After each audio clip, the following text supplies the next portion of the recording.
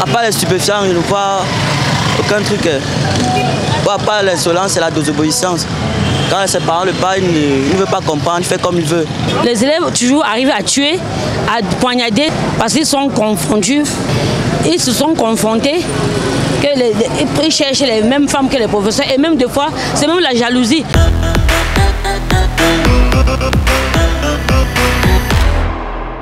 Je pense que c'est pas bien, qu'il faut que ça change, qu'il faut plus de discipline et qu'il faut observer plus les élèves qui font du genre, ils se comportent, ils mettent les boucles, les bagues, ils se cassent ici là.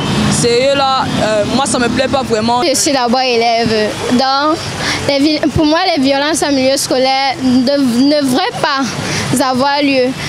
Parce que l'école est un cadre où chaque élève, chacun est venu pour apprendre quelque chose. Et pour apprendre, il n'y a pas besoin de violence.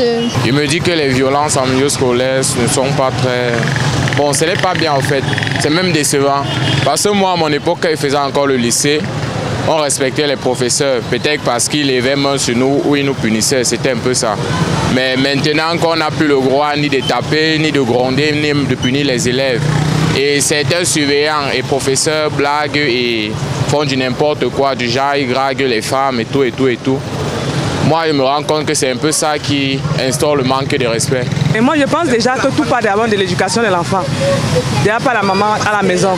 Si nous éduquons bien nos enfants, comme il faut faire à l'école, pour ne pas être violent envers son professeur, je pense que vraiment l'enfant, déjà avant d'aller à l'école, il va se rassurer vraiment ce qu'il peut faire.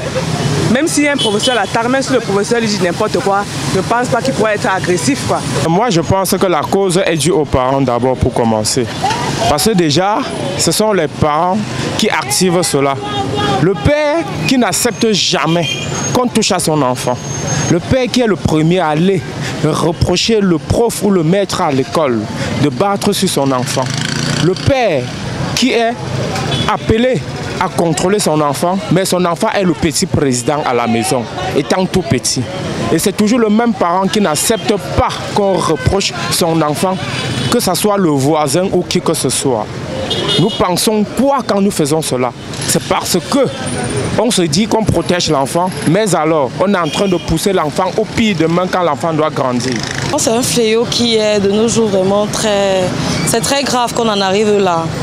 Oui, c'est vraiment très grave et c'est très regrettable. Donc, je pense que la faute est en partie à nos parents, aux parents des élèves, qui, je crois, ne prennent pas vraiment la peine de veiller à l'éducation de leurs enfants. Dans les milieux scolaires, c'est vrai que ce n'est pas normal ce que les élèves font vis-à-vis des professeurs, mais parfois, la faute aussi, les professeurs dérangent parfois, hein, parce qu'il y a des professeurs qui méprisent les élèves. C'est vrai que les élèves ont le droit de respecter ces enseignants-là parce qu'ils sont là pour enseigner et pour apprendre aussi. Mais les enseignants, parfois, ils ne sont pas corrects. Ça dépend des encadreurs parce qu'un encadreur d'abord doit se tenir en position d'un encadreur.